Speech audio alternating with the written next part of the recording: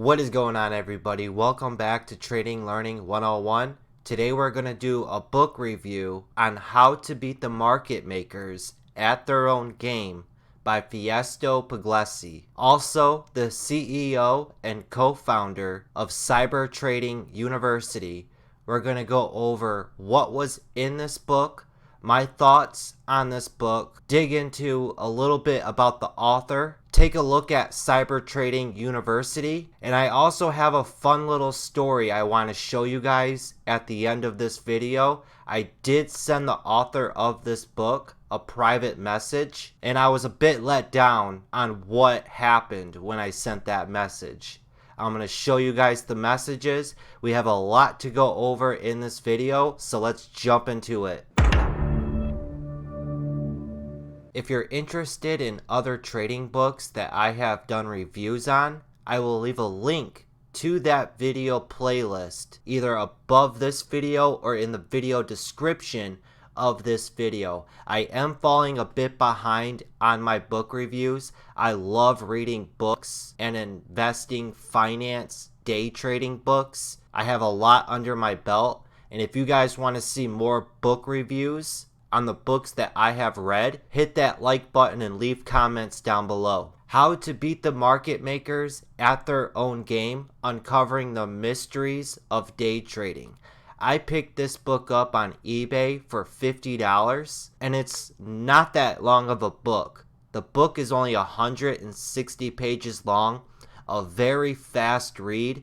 I was able to finish this book in 4 days. This book was released in 2013, and I'm going to honestly say that this book is not aging well with time. For $50, I expected to get a little more bang for my buck. The knowledge in this book was pretty much beginner level. There really wasn't that many market maker tips and strategies. When he starts out in this book, it's pretty much bare bones, how you start trading, what's the difference between direct market access and a retail broker, and he has a trading plan that he goes over in this book as well. And it's just like any other trader's trading plan that's out there.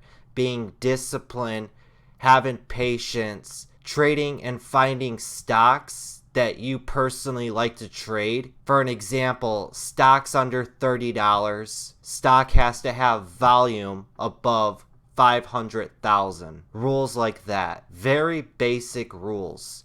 And that takes up pretty much half the book right there. Here is a picture of the author, and here is the author's company logo, Cyber Trading University.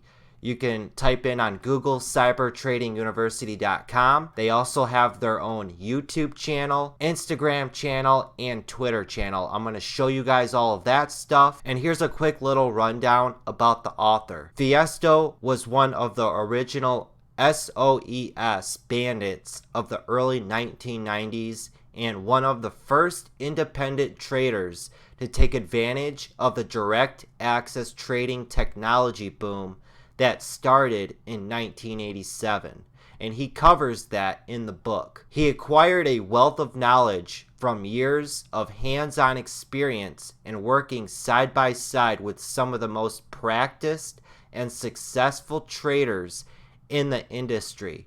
As a result of his knowledge and expertise, others immediately noticed his success as a trader in the industry. Soon after, Fausto was swamped with emails and telephone calls from other traders who wanted his trading advice. Now, after going through the author's Instagram, Twitter, and YouTube channel, and even his website, he doesn't even recommend his own book that he's written. My guess is it has to be something that he's not really proud of, or it got outdated because the market is always changing and advancing. And it's like I said, the book in itself is pretty much basic bare bones knowledge material. There's no really secrets or tips in the book that market makers use against us retail traders. There are a couple good things in that book. For instance, he goes over the level 2 and talking about the market maker IDs, trying to find what he calls the axe. The market maker that's the most active on the bid and the ask, identifying who the axe is and observing and seeing what they're doing and just piggybacking off of them. And he also gives you a big list. Hopefully you guys can see that, but this is a picture from inside of the book. He gives you a couple pages and it lists all the market makers and their market maker ID. So like JP Morgan Chase, we all know JP Morgan. Their market maker ID is going to be JPMS. Goldman Sachs, their market maker ID is going to be GSCO. We see Knight all the time on the bid and the ask side, NITE, that is Knight Equity Markets LP. He lays out in the book to familiarize yourself with all of these market maker IDs. That way, if they pop up on a level 2 of a stock that you're currently watching or thinking about trading, you could pick them up instantly on the level 2 and follow what they're doing. Another cool tip that he gives in the book is going to the NASDAQ.com and then at the top right up here, click on the box to drop the selections and click on market participant. And then if you ever want to look up the big players of a certain stock, so for an example, Facebook, FB, and then it'll bring up a page with all the market maker IDs and the big players that play and trade Facebook. Right here on the left, MPID, Market Participant ID. And you have all of these abbreviations here.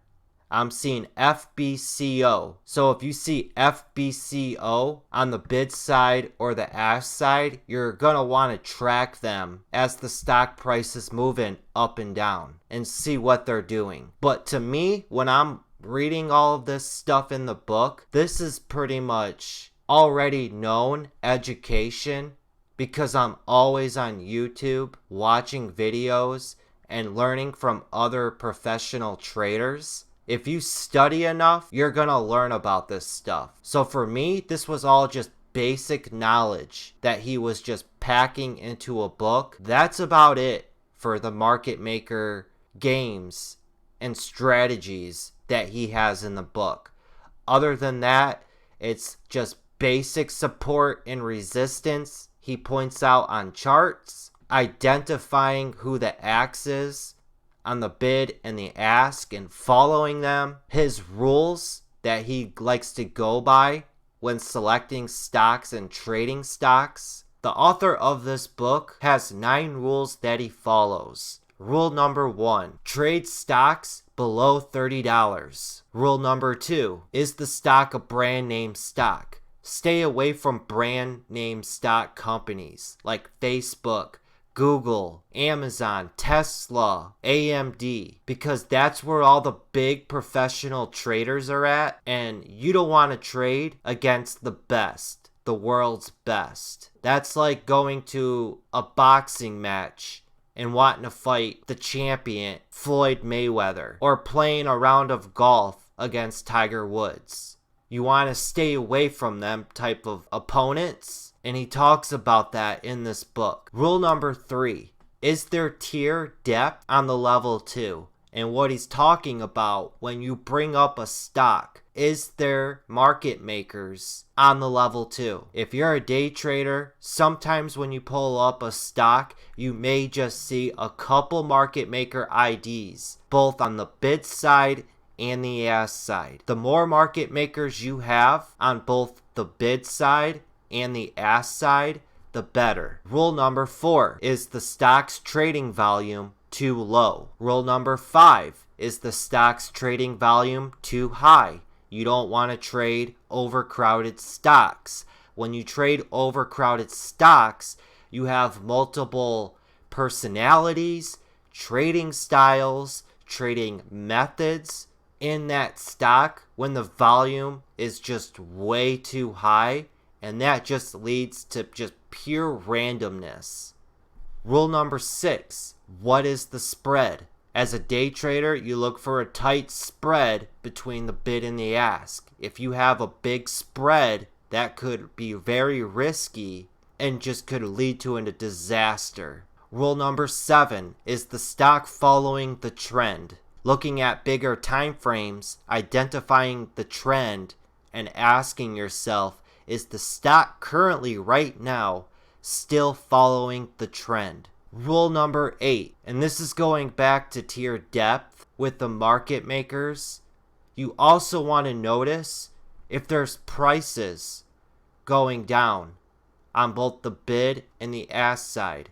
If you pull up a level 2 and only see 5 market makers and also 5 prices on the bid and same thing on the ask, stay away. What I want to see is a full list of prices going down both on the bid side and the ask side. That way, if the stock just drops out of nowhere, it's just not dropping into a bottomless pit. And then finally, rule number 9, do you see any market maker traps? If you're interested in the author of this book's YouTube channel, I will leave a link to his YouTube channel in this video description down below. He only has 3.5 thousand subscribers, which is kind of odd if he's been around for going on 30 years now, over 30 years, and he's only has 3,000 people following him on YouTube. But he's got all kinds of videos on his YouTube channels. He does a pre-market watch list every single day, and he's real big on the NASDAQ total view and the level 3 now in trading. And he's also been featured on the NASDAQ.com going through and talking about the NASDAQ total view and giving his technical analysis on stocks. So after reading the book, How to Beat the Market Makers at Their Own Game, I had a question for the author of the book. So I head over to Twitter, find him on Twitter, and tried to send him a message, but I am unable to as he has it blocked to where people cannot send him messages on Twitter. So then I head on over to Instagram. I look up Cyber Trading University and the author pops up. I click on his profile and I send him a message. There's his picture right there. I had to send the photos to my email because I am unable to pull up Instagram on my desktop. I find the author, I send him this message. Hello there, sir. I just purchased and read your book, How to Beat the Market Makers at Their Own Game. Pretty good book. Well done. I do have a question and hopefully you can answer it. Thank you for your time. My question is, you talk about finding the axe on the level 2 and track what he is doing. On most level 2, all I see is NSDQ, ARCA, BATS. Are you saying keep an eye out for a market maker ID that normally doesn't show up? I know the book has a few years on it. I don't know if times have changed and if they are all route through the basic market maker ID. Now I have been a student of the market for 4 years now, so I have been around in recent years. Also, when I go to the NASDAQ.com and look up market participants for a stock, some don't pop up and some have many, but I do not see them on the level 2. Again, thanks for your time. I know you are a busy man, and thanks for the education and YouTube videos. I do enjoy your content and taking lessons from you, sir. That's what I sent to him. And he replies, why don't you email me and I can answer you question in great detail. I said, okay, sounds good, thank you. I sent him an email. Hello, sir, I am the one messaging you about the market makers question on Instagram. A few days go by and they send me this. Welcome to Cyber Trading University. They send me a free demo trial account for their student portal. Doesn't even answer my question. So I say, I just wanted to ask a question about your book. I described the question in detail on Instagram and you sent me here. And then I try signing into the demo account in the student portal and it just says access denied. So they don't activate the account. I've tried days later to try to sign in, wouldn't give me access. And then I send them another message after I can't sign in and I never hear back from them. The answer to my question never gets an answer. And then I hop back up on Instagram. I send him another personal message. I was hoping for an answer to the question about the book, but I got an automated email to sign up for a course. I sent an email back, but never received an answer. Thanks for your time. And after I sent that question, I never got another email again or never got another message from him on Instagram. I don't know if I ran into an automated bot on Instagram and on the email that whenever you send it, they automatically send you to sign up for the portal for a free trial. I don't know, but to me, that's unprofessional that you're not going to, especially if you're going to put a book out and somebody asks a question about your book and you can't even answer them back. To me, that hurt a little bit in a way because I took the time, I took my hard-earned money, I purchased your book, I read your book, and now I ask you for a question about the book and you want to throw more courses and trials for me to sign up for to take more money away from me. To me, that's greed at its finest. Besides this messaging thing, I'm not going to let this messaging affect the rating that I'm going to give for this book. But if you guys want to hear what other people are saying about this book, I will leave a link to the Amazon description below this video's description. On Amazon, they're giving it 4 out of 5 stars. And if you scroll all the way down, you'll be able to see what other people are saying about this book as well. The rating I would give this book out of 5 stars, I would honestly give this book a 2.5 stars out of 5 stars. A lot of the information in this book was very bare bone, basic material and knowledge for beginner traders. If you're more of an intermediate and advanced trader, you're not going to find much in this book. He simply lays out his trading rules, which I already went over, and his trading strategy, which is just basic support and resistance.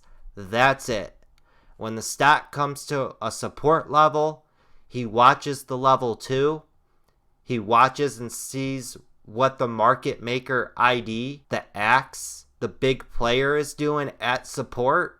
If you even can identify who the big player is, a lot of stocks you can't. And the big player on the bid, he'll buy at support and he'll simply sell at resistance. He's just trading range is all what he's doing. He has many examples in this book with charts, level 2, and time and sales, but it's just repeating himself over and over and over again. I'm buying at support, selling at resistance. That's it. I was expecting more of a little bit in depth, some strategies, and with his time, some stories that he has seen with examples of the market makers going to work on the level 2 and the tape, but that wasn't the case with this book. And you gotta be careful with a lot of these books that are out there. People just put books out sometimes just to make another buck, especially with the stock market. When you buy a lot of these books, a lot of them are going to sound the same. You're going to get the beginning of the book. They're going to give you the very bare bone basics of the stock market and day trading that you've heard 1,000 times. That's the case with this book right here. And that pretty much took up 1/3 of the book. Just that in itself. And then he jumps into, real quickly, the NASDAQ.com, finding the market participants. Gives you a couple pages of a list of the market participants and their market maker ID. Then he shows you his trading strategy, basic support, resistance, end of the book. So for me, this was not really a great read. I would not recommend this book, but I'm only one person. I'm stating my opinion, and after what I went through with the messaging of trying to message the author and ask him a question, and how hard it is to get an answer out of him, and kind of feeling like I've just got pushed off and ignored, hurt a little bit. And then just to show you guys real quick some other books that I'm currently reading. One is The Secret Science of Price and Volume by Timothy Ord. I am just halfway through this book right now, and so far I am loving this book. I can't wait to finish it and put a review out on this book. I cannot put this book down. And then the next book I'm going to be reading after I finish that one is Fibonacci Trading from the Fibonacci Queen herself, Carolyn Borden. I'm very excited to get into this one. I love Fibonacci retracements, and I want to see her strategies and to see her style with Fibonacci trading and Fibonacci time as well. And then once again, head on over into the Trading Learning 101 video library. I have over 300 videos ranging from all types of different topics. Go through all of these videos, select the ones that catch your eye and learn something new, and grow as an investor and a trader. That's going to wrap it up for this one, guys. Again, I give this book a 2.5 stars out of 5 stars. Until next time, have that patience, have that discipline, and study, study, study. Later, everybody. The most valuable commodity I know is information. Wouldn't you agree?